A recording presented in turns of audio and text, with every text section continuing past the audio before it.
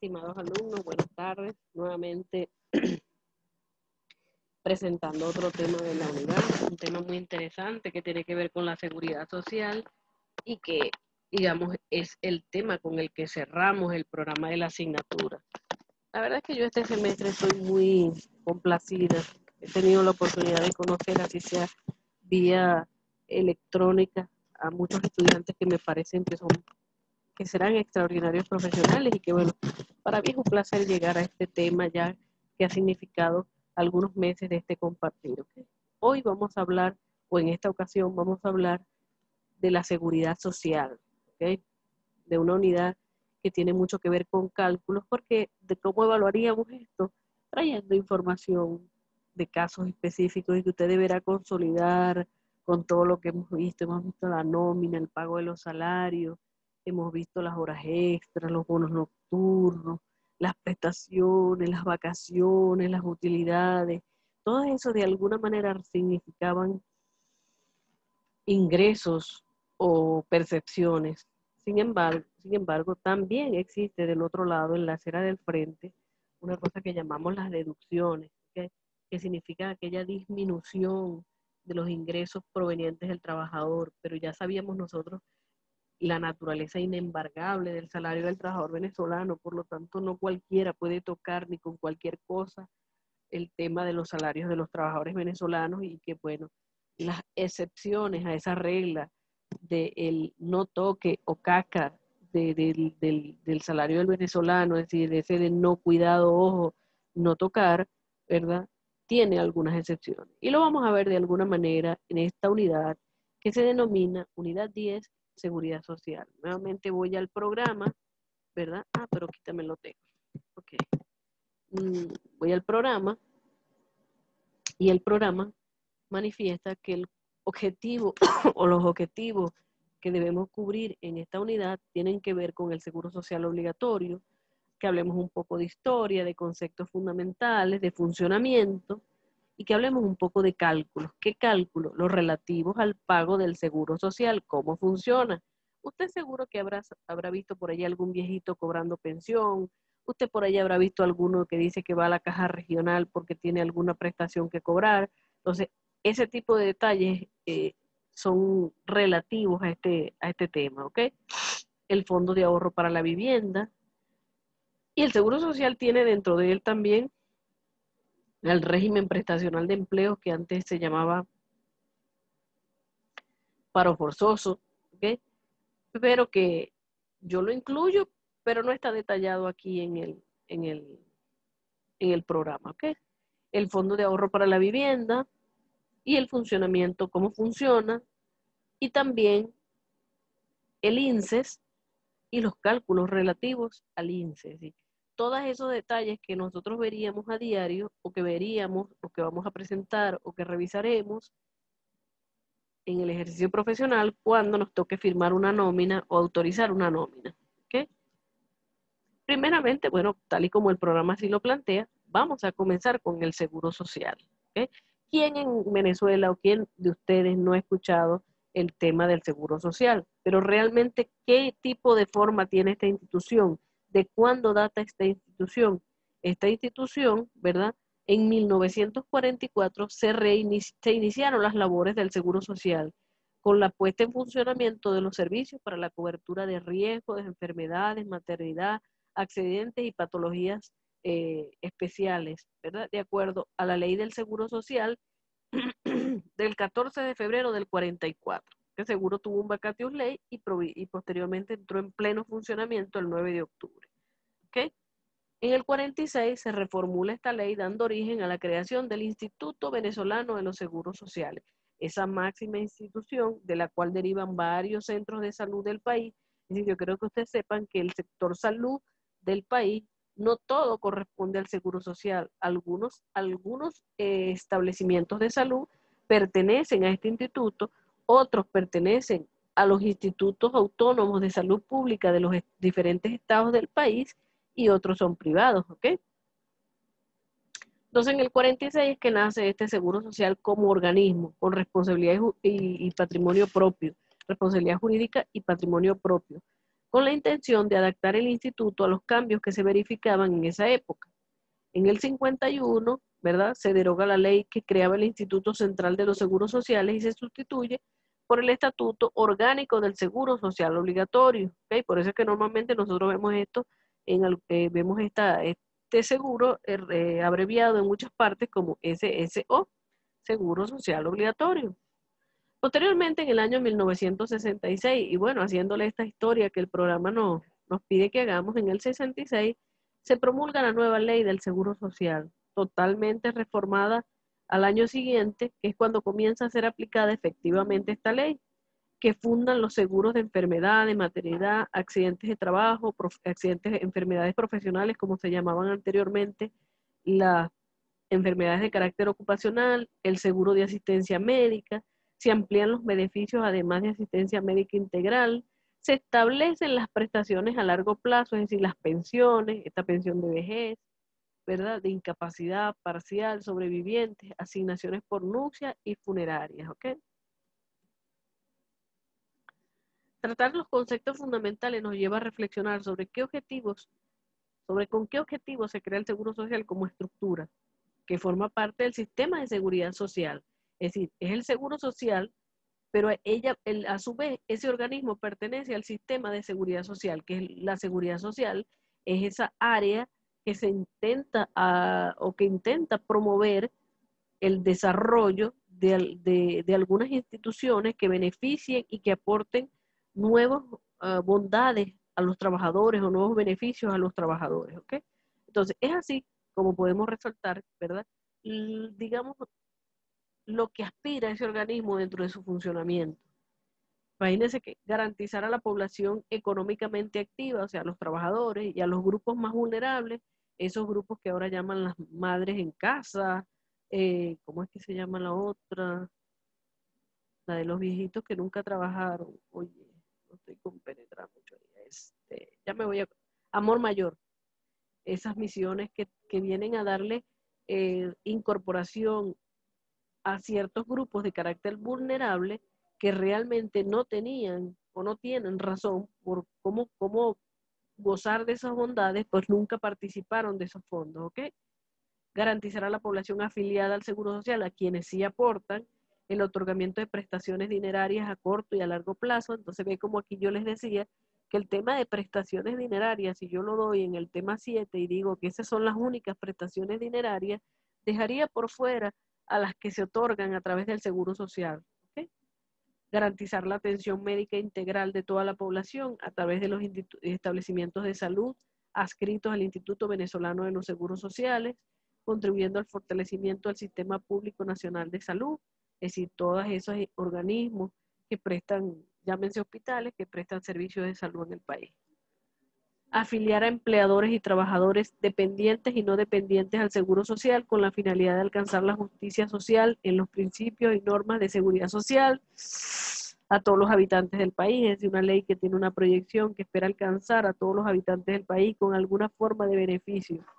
Verificar el cumplimiento de los deberes formales, es decir, de que cada patrón o cada trabajador cumpla con el deber que implica esta ley por parte de empleadores, con la finalidad de garantizar el derecho a la seguridad social de los trabajadores dependientes. Es decir, el sistema de seguridad social, digamos, se alimenta del cumplimiento de los deberes formales de los empleadores. En consecuencia, el velar por ese cumplimiento garantiza los fondos, ¿ok? Otorgar a los asegurados y a las aseguradas las prestaciones dinerarias. Fíjense cómo aquí hay prestaciones dinerarias. O sea que efectivamente las prestaciones sociales, las vacaciones, las utilidades, de eso que hablamos en la unidad número 7, no son las únicas prestaciones dinerarias que se desarrollan en materia de, laboral. Entonces, otorgar a los asegurados y aseguradas las prestaciones dinerarias en las contingencias de vejez.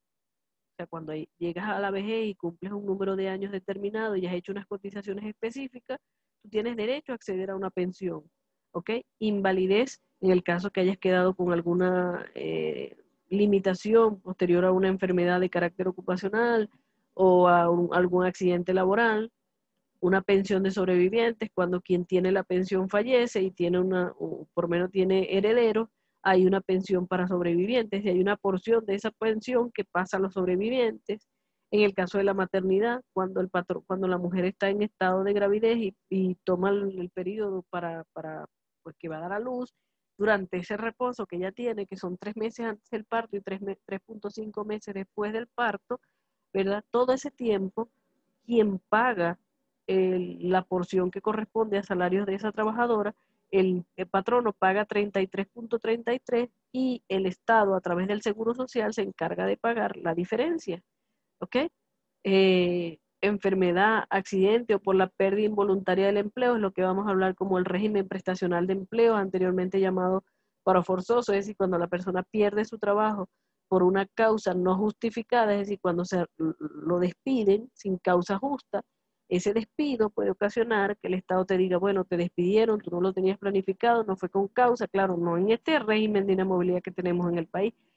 Entonces te despidieron, en consecuencia yo te voy a reconocer, ¿verdad? Una porción de salario en función de lo que haya cotizado el patrono como tu sueldo por esa pérdida involuntaria a fin de protegerte para que vuelvas otra vez a insertarte en el mercado laboral y evitar situaciones de vulnerabilidad, o sea, que tú caigas en una insolvencia o con problemas financieros porque no tienes empleo. Promover los planes de asistencia médica integral de manera universal, solidaria y gratuita, orientados a elevar la calidad de la vida de la población. Aplicar tratamientos a pacientes con enfermedades crónicas y atención médica especializada. El Seguro Social, digamos, es punta de lanza en lo que tiene que ver con la atención a las enfermedades crónicas en especial y a esos grupos vulnerables que requieren medicamentos. Por ejemplo, hoy por hoy, el Hospital Raúl Leoni de Guayparo es el que suministra gran parte de los tratamientos a ciertos pacientes de cáncer, por ejemplo, que necesitan quimioterapia. Entonces, quienes no tienen para pagar esos tratamientos de manera privada también pueden ir a través de estos centros y es este organismo el que cancela eso. Ok, toda esta situación irregular que además estamos viviendo puede ocasionar las dificultades, pero en lo teórico, pues ese tipo de organismo se encarga de ese tipo de enfermedades crónicas. Ok, ahora bien, hablemos de dinero, hablemos de términos financieros, económicos. ¿Qué implica el seguro social? ¿Qué implicaciones tiene? Tiene una implicación por un lado para el trabajador y tiene una implicación por otro lado para el patrono. ¿Por qué? Porque el trabajador como trabajador y por los salarios que él recibe debe aportar a este fondo que se hace en el seguro social. Pero el patrono, que también tiene que aportar por los salarios pagados a los trabajadores, también tiene una función adicional y es que se convierte en un agente de retención, porque él, a través de las nóminas, está obligado a retenerle la cantidad que le corresponde a participar al trabajador. Es decir, no es el trabajador que va y paga al seguro social.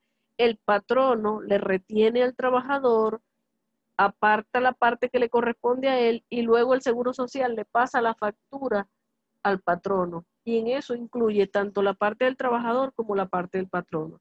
Es decir, que si el patrono es desordenado, desorganizado, como lo he visto muchas veces, y no efectúa las retenciones pertinentes, él termina pagando la totalidad de la factura. ¿Ok? Entonces, por un lado hay aportes relativos a la responsabilidad de pago que tiene el patrono y por otro lado hay retenciones relativos a la responsabilidad de aporte que tiene el trabajador. Entonces, un aporte es de parte del patrono, una retención es de parte del trabajador. ¿Por qué? Porque a él el patrono, fungiendo como agente de retención, le retiene las cantidades que son su responsabilidad pagar y las mantiene en su finanza hasta que venga la factura del Seguro Social y él agarra y paga tanto lo que le retuvo al trabajador como la parte que le correspondía a él y coloca solvente a la entidad. ¿Ok? Todas las empresas y todos los trabajadores están obligados a contribuir con la seguridad social. Es por ello que se crea el régimen de aportes y retenciones abordado en el artículo 192 del reglamento del Seguro Social. En este reglamento se establece el riesgo y el tipo de proceso productivo que desarrolle, se fijan los porcentajes que deberán ser aportados por los patrones y los trabajadores. Fíjense que este es un régimen que intenta clasificar a las entidades en grupos. ¿Para qué? Para que al clasificarlos por grupos les aplica porcentajes de acuerdo al riesgo que represente o que, digamos, que per se traiga el ejercicio de una actividad determinada. No puede ser el mismo riesgo una zapatería que una fábrica de concreto o una industria de concreto, ¿sí? Entonces, cada entidad, de acuerdo al grupo al sector donde pertenezca, será ubicada en un riesgo determinado y ese riesgo va a incidir en el porcentaje que le toque aportar. Por supuesto, quienes tienen mayor riesgo aportarán más que las que tienen menos riesgo. Esa es la teoría del riesgo que llaman, ¿ok? Fíjense que en esta tabla yo les detallo qué para la empresa, qué para el trabajador y qué tipo de riesgo. Hay un riesgo llamado riesgo mínimo, un riesgo medio y un riesgo máximo. Usted cuando crea su entidad, en alguno de estos tres rubros lo van a ubicar. En el 1, en el 2 o en el 3. Inmediatamente que el Seguro Social es quien asigna cuando usted se inscribe como empresa, que asigna este riesgo en función, como les estoy diciendo, del objeto de su empresa. Si hay dos objetos, uno sencillo y uno complejo, toma el mayor, el de mayor complejidad, ¿ok? Entonces, tiene un riesgo mínimo en donde la empresa paga 9% ¿de qué? De los salarios pagados y el trabajador se le retiene 4% de los salarios percibidos. La empresa que tiene riesgo medio, ¿verdad?, aporta 10% de los salarios pagados y el trabajador también aporta 4%. Es decir, porque no importa el riesgo de la empresa, el trabajador siempre va a aportar lo mismo, siempre va a colaborar con lo mismo. ¿Por qué? Porque él siempre va a ser trabajador, él no va a tener otra condición. En el cambio de la empresa, el riesgo del que está sometiendo a estos trabajadores aumenta y en consecuencia es posible que pueda generar más condiciones para que el seguro tenga que pagar pensiones, ¿ok? Y la de riesgo máximo, el patrono aporta 11% y el trabajador 4%. Aquí yo les hago una aclaratoria y les manifiesto que el riesgo depende de la actividad que desarrolle la empresa, ya se los dije, y se determina al momento de la inscripción de la empresa. Por ejemplo, el riesgo mínimo, instituciones docentes, riesgo medio, empresas de venta de repuestos y riesgo máximo, por ejemplo, aserraderos. Los salarios objeto de retención, o sea, ese 4% del trabajador tiene un tope y el tope es 5 salarios mínimos, lo cual quiere decir que si usted es un trabajador, ¿verdad?, que gana salario mínimo ahorita, que es 1.200.000, ¿verdad?, usted se le retiene 4% sobre ese 1.200.000.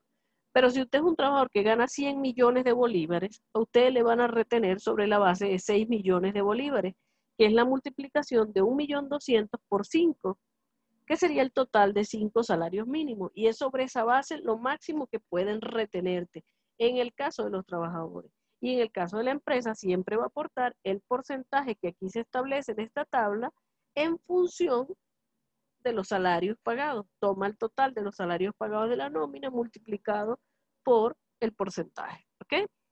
Es muy importante tener en cuenta, bueno, cuando estamos en las presenciales que tenemos más tiempo para hablar de algunos otros detalles, yo les manifiesto que cuando tenemos el caso de vendedores que tienen riesgo, que tienen sueldos variables mes a mes, eso también tiene una regulación en materia de seguridad social y debes actualizar cada 3 meses o cada 6 meses el promedio de los sueldos para que vaya sacando los nuevos valores con los que él va a pagar sus aportes, con los que el patrono va a pagar los aportes y con los que el trabajador va a aportar sus retenciones. O sea, se van a hacer las retenciones que significan el aporte del trabajador, ¿ok?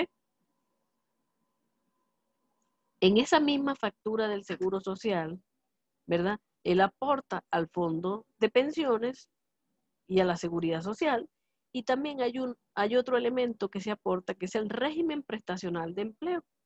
El régimen prestacional de empleo, mejor conocido o conocido antes que ustedes entraran en esta universidad y que a lo mejor tomaran conciencia de algunas cosas que ocurren en el mercado laboral, el régimen prestacional, mejor conocido como paro forzoso, forma parte del sistema de seguridad social venezolano, aplicable para todos los trabajadores, dependientes e independientes que se encuentren afiliados y sean cotizantes ante el Seguro Social, Instituto Venezolano de los Seguros Sociales.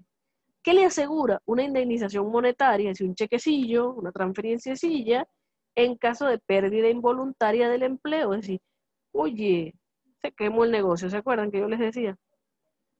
U obra determinada o pérdida de su fuente de ingreso en los casos de trabajadores independientes, porque también uno puede hacer lo que llaman, imagínense que yo, por ejemplo, cuando dejé de prestar servicios bajo dependencia, que fue hace más o menos como 10 años, y empecé a trabajar independiente, inmediatamente para yo garantizar seguir cotizando y tener mis cotizaciones al día con respecto a las pensiones de vejez, para las pensiones de vejez en el futuro, yo hice lo que llamamos la continuidad facultativa. Es decir, yo fui al Seguro Social y le dije, yo quiero seguir pagando mis aportes aunque no pertenezca a ningún patrono.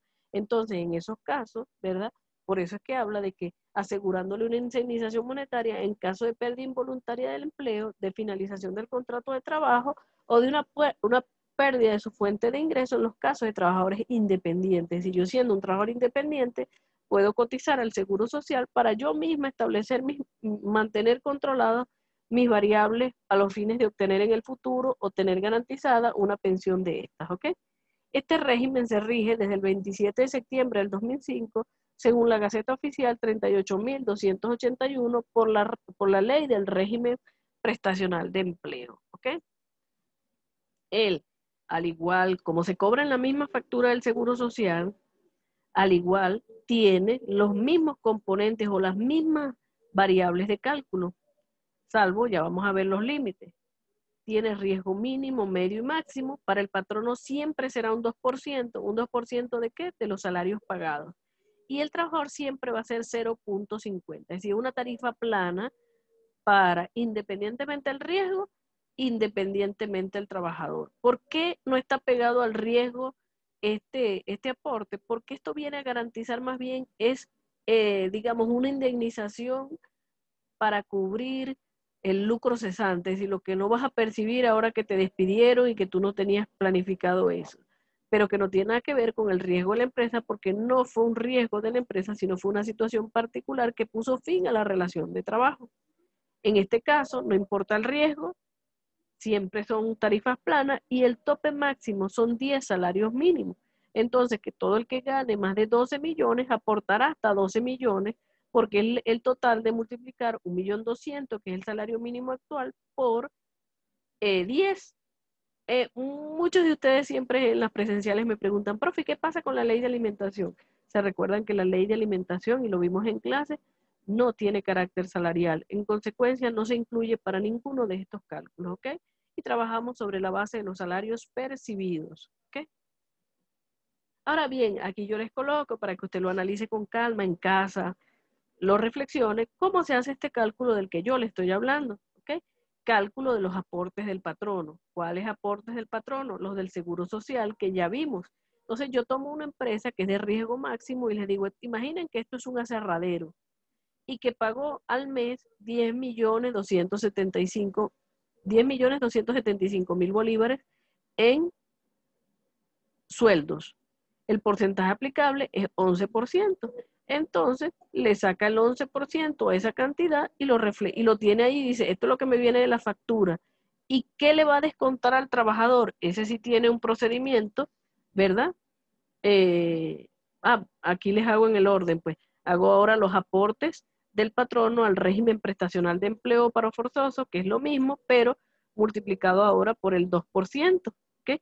Entonces, coloco mis aportes, mi aporte del Seguro Social como tal, mi aporte al régimen prestacional de empleo, y a eso entonces me voy con lo que tiene que ver con cómo le voy a calcular al trabajador el valor de lo que él va a pagar. Y fíjense que eso tiene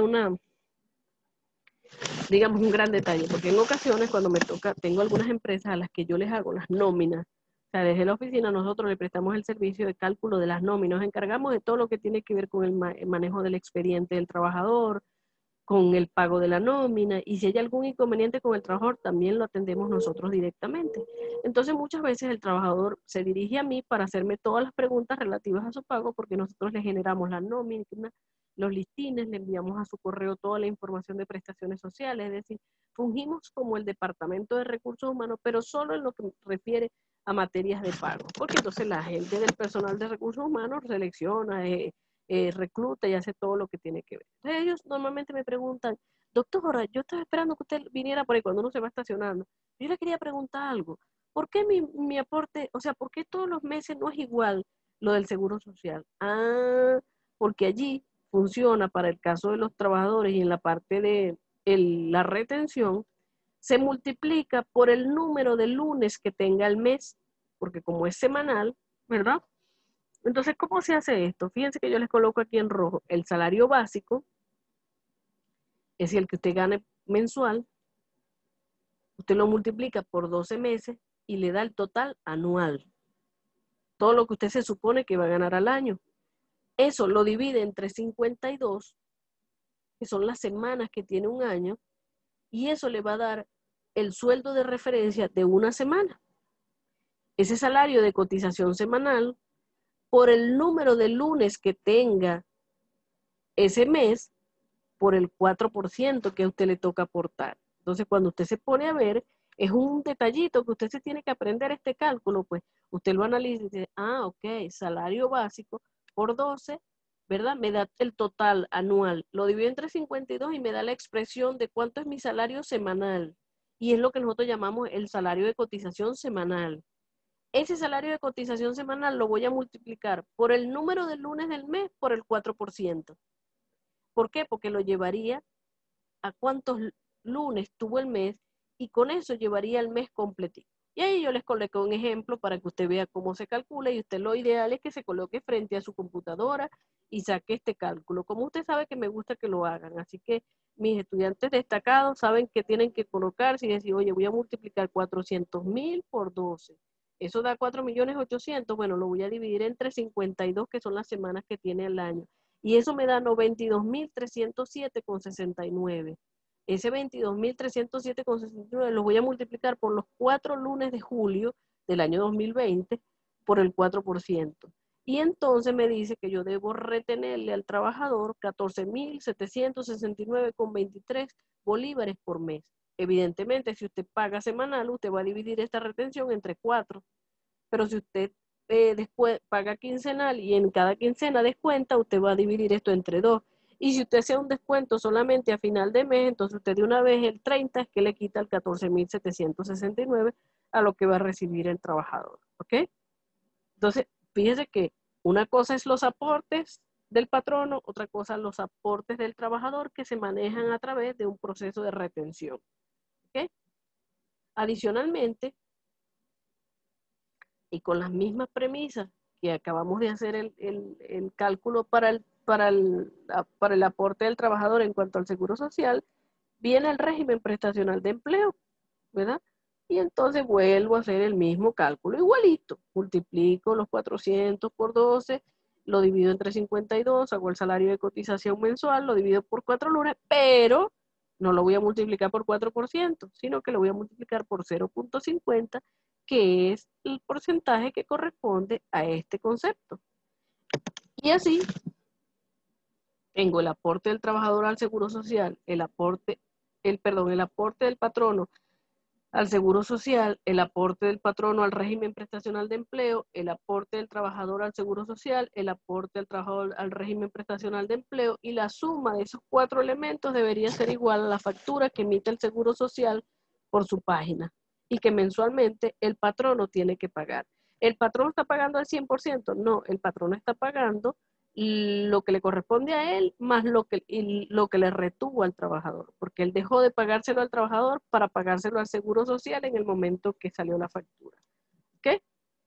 Por supuesto, si estuviéramos en línea o en la presencial, le diría, estamos claros hasta aquí, la idea es que usted lo maneje, lo calcule y me puede escribir y nos podamos compartir ideas en esta próxima clase donde compartiremos dudas sobre estos temas que son importantes, como les estoy diciendo, les decía yo, un poco cortos, pero muy importantes. ¿Por qué? Porque esto lo va a ver usted muy seguido en la nómina, porque usted va a tener sueldos y salarios, tanto, horas extras, tanto, tiempo de viaje, tanto, y después va a tener deducciones, seguro social, régimen prestacional de empleo, y este que vamos a ver ahora, que se llama política habitacional, que está, digamos, regulado a través del Banco Nacional de Vivienda y Hábitat, BANAVI. ¿Ok? Uno de los mayores beneficios laborales que tienen los trabajadores venezolanos es el ahorro habitacional, ¡puin, puin! Entre comillas, mediante el cual pueden acceder a planes hipotecarios para adquirir su vivienda principal o para sustituir, remodelar y ampliar el inmueble en el que habitan con su familia. Esto tiene las mismas características que nosotros hemos venido viendo, es decir, una parte o sea, unos porcentajes para el patrono y unos porcentajes para el trabajador, pero es lineal y directo.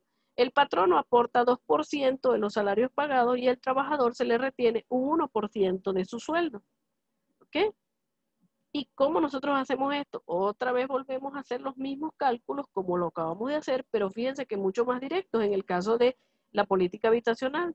Los salarios pagados que el patrono haya desembolsado, 10.275.000, por el 2% da 205.500.